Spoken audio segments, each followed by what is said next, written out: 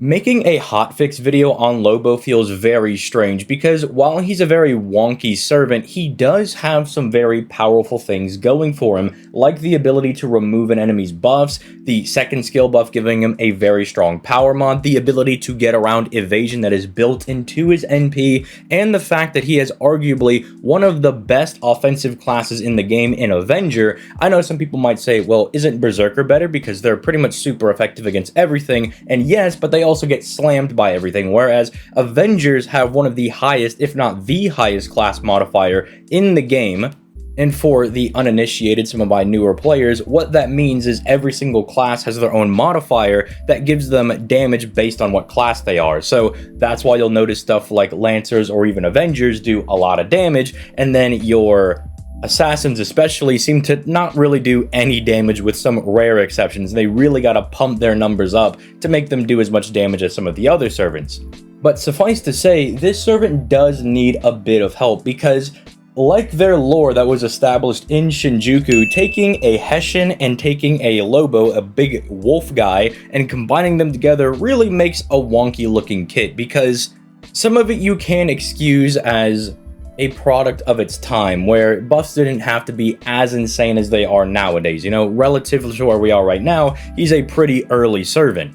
And to their credit, they have given him an NP upgrade, and they have upgraded his second skill to try and help him, but there is still much more work that needs to be done, and there are still some odd things that they did not go and fix. So this is the hotfix series, where we go and look at a servant, and instead of doing a review on them, we kind of do a deep dive into them to find out what their problems are and what we can do to fix them. And as you can tell by the title of today's video, we're going to be talking about Hessian Lobo, who is going up on raid up with Bakken and Izo right now on the NA side of things. And if you're going to be summoning on that banner, you might run into him, and you could maybe use this video as a little bit of copium. So as per usual, make sure you leave a like on the video, especially for these videos, because these are my favorite ones to make. I get to have FGO discussions, which I could literally do ad nauseum. So if you guys like this series, I will keep putting them out there because it is really, really fun for me to dissect these servants and find out how we could fix them without making them too broken. And in theory, every single servant could get a hotfix video on them, even though someone like Castori wouldn't really need a hotfix. The challenge would more be, how do I buff this servant without making them ridiculously OP? It's kind of what we did with the Morgan one that introduced this series. But with that being said, let's start diving right into this. So the first thing that I was looking at when I was trying to find out what I want to do with Lobo is I had to establish what do I think his role is, because I think that is very important to try to find out what do we want this servant to be. Do we want them to be a support, a pseudo support slash DPS, or a DPS? And I'm sure we would all agree that Lobo seems as though he should be a DPS. He's got a DPS classing in Avenger, he's got skills that make him want to do a lot of damage, and he even has the ability to ramp up his crit damage on his NP. But here's the problem. Unlike other characters that ramp up their crit damage on NP, say like Zenobia or Canis, who don't do the most damage on their NPs, they are racking up 50% crit damage stacks. So if you think about it in a 3-turn setting, since they're stacking those on a 3-turn cooldown, you go from 50 to 100 to 150, and then you go back down to 100 if you're consistently firing your NPs. That's pretty good, because your peak is higher than hero creation, and your mid-range right there is 100% as well. Assuming you could still maintain your NP, which is pretty easy to do in Zenobia's case because she gives herself NP, she's an art servant, you know, you guys understand. Canis, maybe it's a little bit more difficult because you're kind of set on how much NP you can get back, you gotta get lucky with art scripts and stuff, but still kind of doable. But for Lobo, if you're going to put in that same amount of effort, which is still technically possible with his pretty decent natural NP gain, and his decent enough hits on his quick cards and a very good hits on his NP with 8 of them, it's not impossible to set up a scenario where you can stack your NP 3 times. But the fact that you're only getting 20% crit damage is absolutely absurd, because you're putting in this work to try to reach these same highs as these other servants, but you're really not rewarded. You go from 20 to 40 to 60, and then you fall back down to 40, which I can't really say is worth it. Now, back in the day, maybe this would have been fine, but the fact is, most servants that have a crit damage skill are getting anywhere from a base 30% up to a 50 to even 100% for free just on some skills. 100% is a little bit more rare, but you do have cases like Tyra where they do have that free 100% crit damage. And so him stacking 20% really isn't worth it. But I know that we can buff the NP again, but I don't think I want to waste a buff on that. I think the things that we want to buff on Lobo are his first and third skills, because the NP, we can kind of subsidize the crit buffs that we're getting on this by buffing one of the other two skills. And if we decide to buff the NP, that will sure give him extra bonus damage, but I don't really think Lysengo wants this guy to be hitting up on the Count of Monte Cristo's damage if we buff his thing again. And I also don't want to see it wasted on a buff that's just going to raise the crit damage when we can do that for one of the skills. So we're going to go look at the first skill. This is the thing that I think is the easiest to go ahead and buff. First and foremost, we can make that star weight 3 turns. And I know some people might be saying, but ZTL, that is an insane amount of star weight. Are we sure we can give him that high of a star weight for 3 turns? And the thing you got to consider is the reason Avengers have this ridiculously high star weight is not because they need it to be broken or something, or it's intrinsically insanely good. It's to make up for the fact that Avengers can't fight for stars at all. Their natural star weight is abysmal. So if anything, it is needed to have this at 3 turns. I mean, if you can give it to Jalter, who came out before this guy, and BB on both of her versions can steal this, we can definitely give this to Lobo for 3 turns. I also think it's perfectly fine to give him the 40% defense for 3 turns. And some people might be saying, but ZTL, won't people abuse that to make immortal Lobo comps where he's got 40% defense? And what if I bring Waver and Mash? I think that's perfectly fine, seeing as we have better versions of a quote-unquote immortal team that use people like, say, Himiko or Morgan with Castoria and Merlin, or now Proto Merlin, I suppose, for more arts-leaning setups. I think that's fine. If you want to use Waver, Lobo, and Mash in 2024, I think that is perfectly fine. And if anything, for Lobo, seeing as he does not have any natural survivability, let's just give this to him so he actually has a way to maybe take a couple of extra hits. Now, what are we adding on to this? Well, instead of just slapping on a crit damage buff, I think that's a little bit lame. I want to give him a bit of a niche, and you guys got to hear me out on this one. I would like to see him get an ability that whenever he uses one of his quick cards, he gets anywhere from 10 and no more than 20% crit damage. Because if he gets 20% crit damage, you're generating 80% crit damage per quick chain you do, assuming you're using the NP.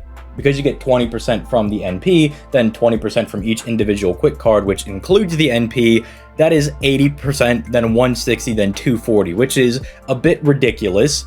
That's why I'm saying no more than 20. I think 10% per quick card is a bit more reasonable, because then you're at least generating 50% crit damage per quick chain that you do. And that kind of puts him in line with a lot of the other servants being able to ramp up their crit damage to a respectable level. And again, you don't have to just use this in solos. You could also bring someone like Summer BB and just lock him into a chain where he has all of his quick cards. I think he'll be fine in that capacity.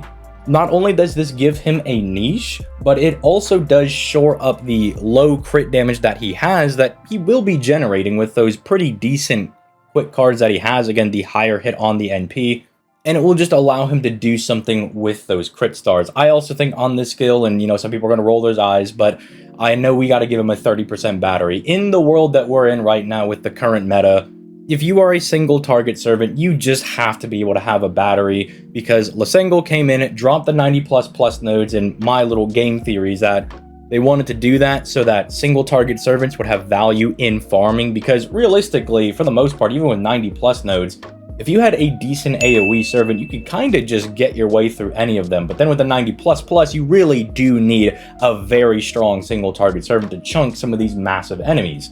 And even though Lobo's not the craziest servant, not only will a 30% battery help him out in just getting to his NP a bit more consistently, and since you want to stack crit damage with this skill, firing the NP on this skill to help you get to said NP, I think makes sense. But then again, even if he's maybe not even the 7th best option for a particular man attribute node, at least for some people he will have a use. And arguably you could say, well, at least he'll stack a bit of crit damage, so if I need face cards, he can crit the enemy into oblivion, something along those lines. Again, I don't make the rules. Lysengo's the one making the node, so I think giving him that battery will help him out a lot. Like I mentioned earlier, I don't want to waste any skill buffs on the second skill. While the values are a little bit low, I mean, the attack is good. 30% for 3 turns, I think, is very, very strong. But then 30% power mod for 3 turns, that probably should have at least been 50%, but it's still fine. It allows him to have a pretty decent niche. Man attribute enemies are strong. We don't want to waste a skill buff on this. But then we come to the third skill, and this is also part of the hodgepodge problem that Lobo has. He wants to do too much. So he wants to be a crit stacking servant on his NP, which we've kind of helped him a little bit on with the first skill, but he also wants to be an insta-kill servant, which is not a very good mechanic in FGO unless you heavily lean into it, say someone like Caster Nidocrits. I honestly think the only thing we have to do for this skill is something along the lines of just buff up the insta-kill for 3 turns. It's probably not going to come up, but again, if we do the first skill buff, maybe he'll have a niche in being able to insta-kill a large enemy in a 90++ node that has low death resist or something along those lines. If you want to combine that 30% attack down with a 30% defense down or a 30% quick resistance down, that does in a way also give him more damage without having to buff the NP again. And then removing their buffs is always going to be good. It's really hard for me to suggest anything outside of this because it does look like a debuff type of skill, and so I can't really say, oh, let's throw an NP on this, or let's throw a Star Bomb on this, since clearly it's all about reducing the enemy's stats, removing their buffs, all that good stuff. But we could still give him a defense down for 3 turns, make the attack down 30% for 3 turns. I think that's perfectly fine, because if you lower their attack, plus have the 40% defense, your Lobo will be pretty decently tanky. And then at that point, I think he's a fine, okay-ish servant. Again, he wouldn't be broken or anything, but he would just be very strong, being able to remove enemy buffs, being able to neuter them a little bit by lowering their attack and defense, potentially giving your other DPSs, if you decide to bring them, the ability to do more damage as well, a decent niche and man attribute, being able to ramp up crit damage, and having the ability to help you out in 90+ and 90++ nodes since you would have a battery, and then also being able to pierce evasion for those times where you're not able to remove their evasion buff would be kind of nice. Again, wouldn't make him anything insane, but it would be nice. Like, it would be an okay servant to use.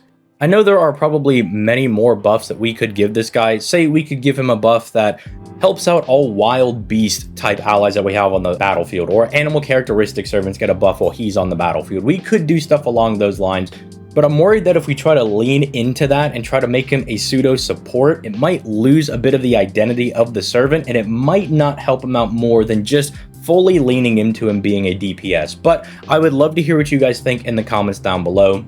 Lobo's always been one of those servants that I really liked using because it's a big fluffy dog, but it just never felt good to use him because his kit is a little bit janky. Not bad, but just weird. It's just not super cohesive, and I've tried my best to tie pieces of his kit together to make him somewhat of a coherent servant. But let me know your thoughts in the comments down below. As always, leave a like on the video. If there's another servant that you would like to see me try to go ahead and fix, leave them in the comments down below as well. Like I said at the beginning, I love doing these videos. They are really, really fun because I get to sit down and think for a bit about how I would buff a servant to make them a bit more complete without making it something so absurd that Lysengel wouldn't actually do it. Then again, for some servants, they just don't care. Look at Constantine. They gave him a nutty buff on his NP, but I guess he's a 5-star limited servant and they want people to go pull for him, so if they were throwing out a banner for him, might as well buff him to maybe entice people to summon for him. I don't know if Lobo exactly has that same pull that a 5-star limited has, but I'll stop rambling. You guys have yourselves a nice day, and I'll catch you in the next one.